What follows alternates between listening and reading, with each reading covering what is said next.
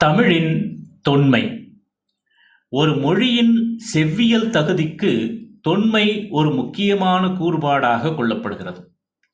தமிழின் தொன்மை உலகு ஒப்பிய ஒன்று. பிரிட்டானிய கலைக்களஞ்சியம் பின்வருமாறு கூறுகிறது: Apart from literature written in classical Indo-Aryan Sanskrit, Tamil is the oldest literature in India. வடமொழி இலக்கியம் ஒருபுறம், மீதமுள்ள இந்திய மொழிகள் அனைத்திலும் பழமையானது தமிழ் இலக்கியம் என்று இந்திய கலைக்களஞ்சியம் கூறுகிறது. திராவிட மொழிகளில் மிகவும் பண்படுத்தப்பட்டதும் மேம்பாடு அடைந்துள்ளதுமான மொழி தமிழ். வழக்கில் இருக்கும் உலக மொழிகள் அனைத்திற்கும் மிகவும் தொன்மை வாய்ந்ததாகவும் வரலாற்று காலத்திற்கு முற்பட்டதாகவும் கருதப்படுவது. சொல்வளம் மிக்கது. இத்தகு தமிழ் இலக்கியத்தின் காலத்தை நிர்ணயிப்பது என்பது மிகவும் கடினம். Tamil, highly cultivated and developed of Dravidian languages, perhaps the oldest spoken language of the world, going back to prehistoric times, as rich vocabulary dating in Tamil literature is difficult. செவ்வியல் மொழி தொடர்பான கூறுபாடாக தொன்மை என்று எண்ணும் பொழுது மொழியின் தொன்மை மட்டும் போதாது. அந்த மொழியில் செவ்வியல் இலக்கியம் என கருதப்படும் இலக்கியத்தின் தொன்மையும் முக்கியம். தமிழில் அந்த தகுதியை கொண்டவை சங்க இலக்கியங்களாகும். சங்க இலக்கியத்தின் காலம் பெரும்பாலான ஆய்வாளர்களால் கிமு 2ஆம் நூற்றாண்டின் இறுதியில் தொடங்கி கிபி 3ஆம் நூற்றாண்டின் நடுப்பகுதி வரை என்று கணிக்கப்படுகிறது.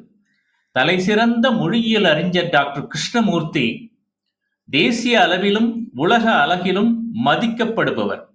திராவிட மொழிகள் என்கின்ற நூலில் அவர் பின்வருமாறு கூறுகிறார்: தமிழ் இலக்கியத்தில் மிகவும் முந்தியதான சங்கத் தொகை நூல்கள் கிமு 2வது நூற்றாண்டு முதல் கிபி 3வது நூற்றாண்டைச் சேர்ந்ததாகும்.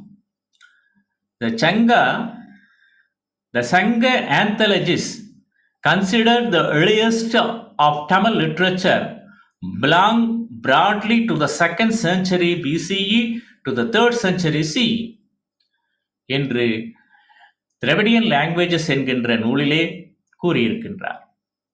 சங்க நூல்கள் என்று வரும்பொழுது அதன் இலக்கிய கூறுபாடு மட்டுமே நம் முன் மேலோங்கி நிற்கின்றது. சங்ககாலம், சங்கப்பாடல், சங்கப்புலவர்கள் போன்றன ஒரு புதிராக எத்தனையோ கேள்விக்குறிகளை கொண்டனவாக விளங்குகின்றன. சங்க புலவர்கள் பலர் தங்களை இரவலர் என்று கூறிக்கொள்ளுகிறார்கள். அவர்கள் புரவலர்களை இனிமையாக பாராட்டுகின்றார்கள். அதே சமயத்தில் அறிவுரையும் கூறியிருக்கிறார்கள். இடித்துரைத்து கண்டனமும் தெரிவிக்கின்றார்கள் இரவலர்கள். கண்டனம் இறப்பவர்க்கு இயற்கை அன்று, நடைமுறை வாழ்வில் ஏற்றதும் அன்று, இறப்பான் வெகுளாமை வேண்டும் என்பது வள்ளுவம். சங்க புலவர்கள் ஏறத்தாழ சமகாலத்தவர்கள். வள்ளுவரை அறிந்திருக்க வாய்ப்பே இல்லை என்று கூட சொல்லலாம்.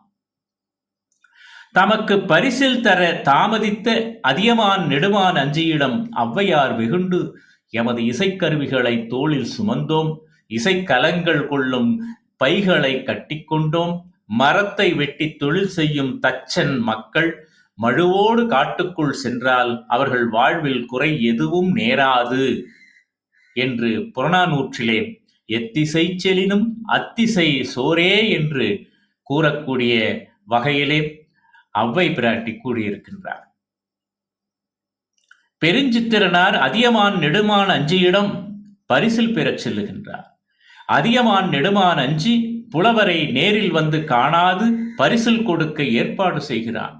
அதியமான் நெடுமான் அஞ்சி தன்னை சரியான முறையில் அறிந்து கொள்ள முயலாது தன்னை மதிக்காது கொடுத்த பரிசிலை ஏற்க மறுக்கிறார். யாங்கு அறிந்தனனோ தாங்கருங்காவலன், காணாது ஈந்த இப்பொருட்கு யான் ஓர் வணிகப் பரிசிலன் அல்லேன் பேணி தினை அனைத்து ஆயினும் இனிது. தான் ஒரு வணிகப் பரிசலன் அல்லன் என்று கம்பீரமாக சொல்லுகின்றார். தன் தகுதிக்கு ஏற்ப பரிசில் தரவில்லை என்று வெளிமானிடம் வெகுண்டு சென்று பெருஞ்சித்திரனார் குமணனை பாடுகின்றார். அவனை பாடி அவனிடம் யானையை பரிசாய் பெற்று பின்னர் வெளிமானிடம் திரும்பி வருகிறார்.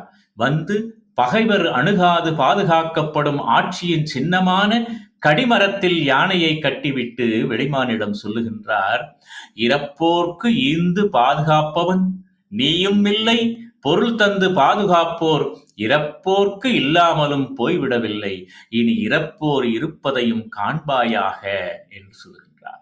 இனி இறப்போர்க்கு ஈவோர் இருத்தலையும் காண்பாயாக, நின்னுடைய கடிமரம் வருந்த யாம் கட்டிய உயர்ந்த நல்ல இலக்கணமுடைய யானை எமது பரிசில், இனி யான் செல்கிறேன் என்று பெருமிதத்தோடு கூறிவிட்டு செல்லியிருக்கிறார்.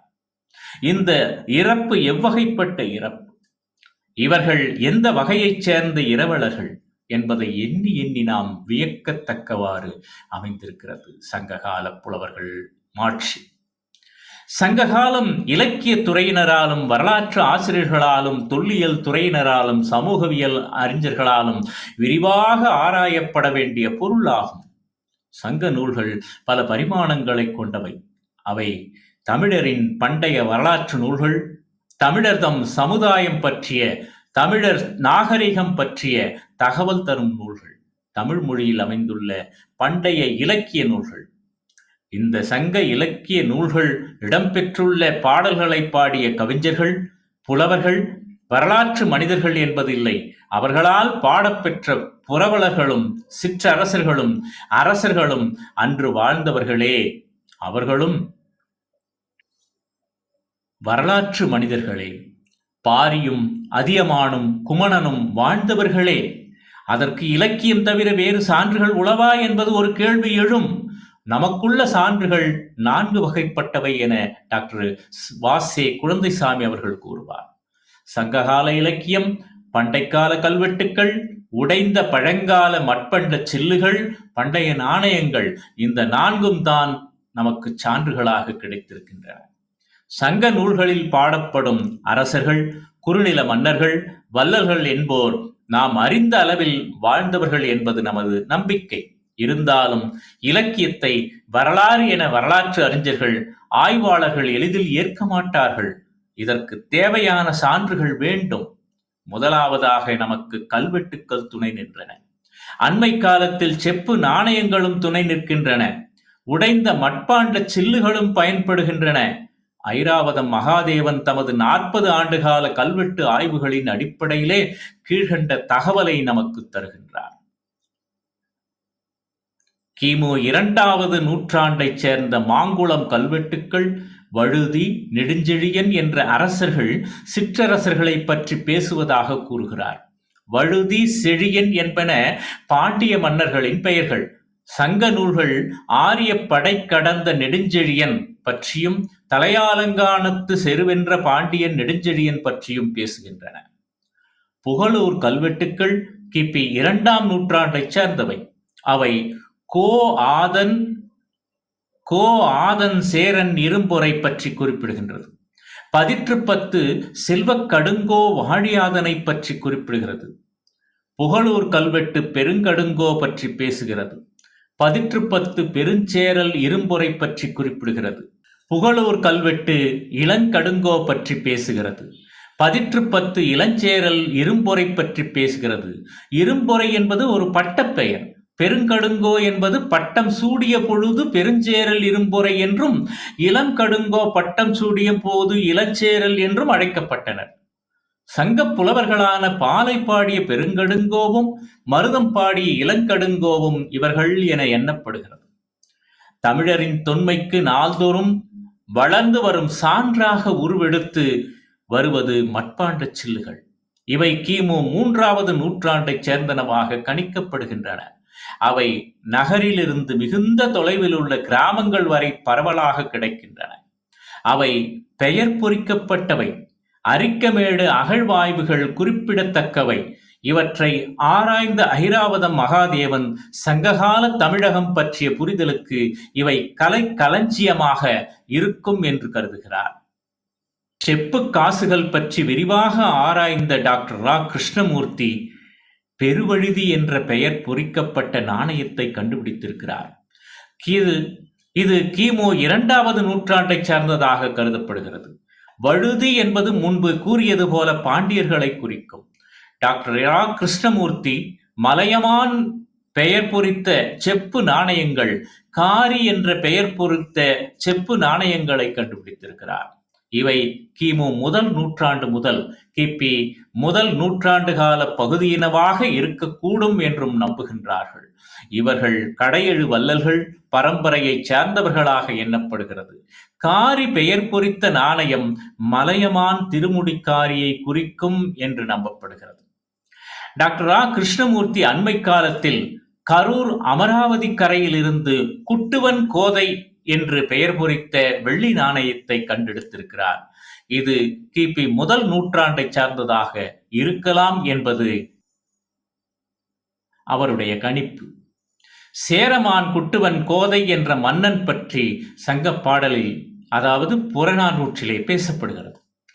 மேலும் அவர் மாக்கோதை நாணயம் பற்றி எழுதுகிறார். சேரமான் கோட்டம்பலத்து துஞ்சிய மாக்கோதை பற்றி புறநானூறும் பேசுகிறது. எனவே மேலே கூறியவற்றின் அடிப்படையில் இன்று நமக்கு தமிழக வரலாற்றை கணிப்பதற்கும் தமிழின் தொன்மையை அறிவதற்கும் சங்கப் பாடல்கள் நம்பகமானவையாக பெரிதும் துணை செய்கின்றன. எனவே மேலே கூறியவற்றின் அடிப்படையில் இன்று நமக்கு தமிழக வரலாற்றை கணிப்பதற்கும் தமிழின் தொன்மையை அறிவதற்கும் சங்கப் பாடல்கள் ஒரு நம்பிக்கை வாய்ந்தவையாக பெரிதும் துணை செய்கின்றன. இரண்டாவதாக, தமிழர் சமுதாய வாழ்க்கை பற்றியும் அறிய சங்கப் பாடல்கள் பெரிதும் உதவுகின்றன. சங்கப் பாடல்கள் தொகுப்பில் ஏறத்தாழ 473 புலவர்கள் பாடிய பாடல்கள் கிமு 2வது நூற்றாண்டின் இறுதியில் இருந்து கிபி 3ஆம் நூற்றாண்டின் நடுப்பகுதி வரை ஏறத்தாழ 400 ஆண்டுகளில் பாடப்பட்டிருக்கலாம் என கணிக்கப்படுகிறது. சங்கப் பாடல்கள் தொகுப்பில் இடம்பெறத்தக்க தரமுடைய பாடல்களை படைக்கும் தகுதி வாய்ந்த கவிஞர்கள், புலவர்கள் சுமார் 500 பேர் ஒரு 400 ஆண்டு காலத்திலே வாழ்ந்திருக்கிறார்கள் என்பதை வரலாற்று அறிஞர்கள் மனம் கொள்ள வேண்டிய ஒரு செய்தி. சங்க பாடல்களை புனைந்த புலவர்களில் சமுதாயத்தின் எல்லா பிரிவினைச் சேர்ந்தவர்களும் இருக்கின்றார்கள். அரசர், அமைச்சர், அந்தணர், வணிகர், கணக்கர், வேடர், அறுவை வணிகர், கூலவாணிகர், குயவர் என பல வகையான தொழில் துறைகளில் இருந்தும் புலவர்கள் உருவாகி இருக்கிறார்கள், பாடியிருக்கிறார்கள். சங்கப் புலவர்களில் 30க்கும் மேலானவர்கள் பெண்கள். ஏறத்தாழ 7% பெண்கள் கவிஞர்கள் இருந்திருக்கிறார்கள். சங்க காலம் தாண்டி பல்லவர் காலம், பாண்டியர் காலம், சோழர் காலம், நாயக்கர் காலம், மேலை நாட்டவர் ஆட்சி காலம், மேலும் சென்ற நூற்றாண்டிலும் சேர்ந்து நாடறிந்த கவிஞர்களில் 10% பெண்கள் இல்லை என்றே சொல்லலாம். இந்த பின்னணியில் நாம் தொல்லியல் துறைக்கு வருவோம். கிமு 3வது நூற்றாண்டு வரையிலான பழமை உடைய மட்பாண்டங்களின் சிறு சிறு பகுதிகள் நகர்ப்புறத்தில் இருந்து மிக தொலைவில் உள்ள கிராமங்களிலும் கிடைக்கின்றன. அவற்றை பயன்படுத்தியவர்கள் தங்கள் பெயர்களை கீறியிருக்கிறார்கள் அல்லது பொறுத்திருக்கிறார்கள் என்று சொல்லலாம். பாடிய புலவர்களின் பல தொழில்கள் சார்ந்த பின்னணி, பாடிய புலவர்களில் பெண்களின் எண்ணிக்கை, கிராமத்து மட்பாண்டங்களில் கூட பெயர் பொறிக்கப்பட்டிருப்பது போன்றவற்றை அடிப்படையாக வைத்து ஐராவதம் மகாதேவன் அவர்கள் சங்ககால தமிழகத்தில் பரவலான எழுத்தறிவு இருந்திருக்கிறது என்ற முடிவுக்கு வருகிறார். 20வது நூற்றாண்டின் ஆரம்பத்தில் தமிழ்நாட்டில் எழுத்தறிவு நிலை 10% கூட இல்லை. இந்த பின்னணியில் சங்ககால தமிழர்கள் பரந்த எழுத்தறிவு பெற்றிருந்தார்கள் என்பது ஒரு புரட்சிகரமான கண்டுபிடிப்பு அல்லவா? இது மேலும் விரிவாக ஆராயப்பட வேண்டும். சங்க இலக்கியங்கள், கல்வெட்டுக்கள், நாணயங்கள், மட்பண்ட சில்லுகள் ஆகியவற்றில் ஆய்வு செய்வோர் தனித்தனியாக அவரவர் துறைகளில் ஆய்வு செய்து தங்கள் முடிவுகளை பதிவு செய்திருக்கின்றனர். இவை அனைத்தும் ஒருங்கிணைத்து ஒன்றோடு ஒன்றை ஒப்பு நோக்கி பொதுவாக அமைந்த தகவல்களை அலசி ஆராய்ந்து உண்மை காணும் முயற்சி இதுவரை இடம்பெற்றதாக தெரியவில்லை. இந்த கோணத்தில் ஒரு விரிவான ஆய்வு தொடங்கப்பட வேண்டும். நமது பல்கலைக்கழகங்களில் தமிழ்துறையினர், வரலாற்றுத்துறையினர், சமூகவியல் துறையினர், தொல்லியல் துறையினர் எல்லோரும் இணைந்து ஆய்வை மேற்கொள்ள வேண்டும் என்று வாசே குழந்தைசாமி அவர்கள் கூறியிருக்கிறார்கள். அவ்வாறு இணைந்து ஆய்வினை மேற்கொண்டால் இன்னும் பல செய்திகள் சங்ககால செய்திகள், சங்ககாலத்தினுடைய சிறப்புகள் அனைத்தும் நமக்கு சான்றுகளோடு கிடைக்கும் என்பதிலே எந்தவிதமான ஐயமும் இல்லை.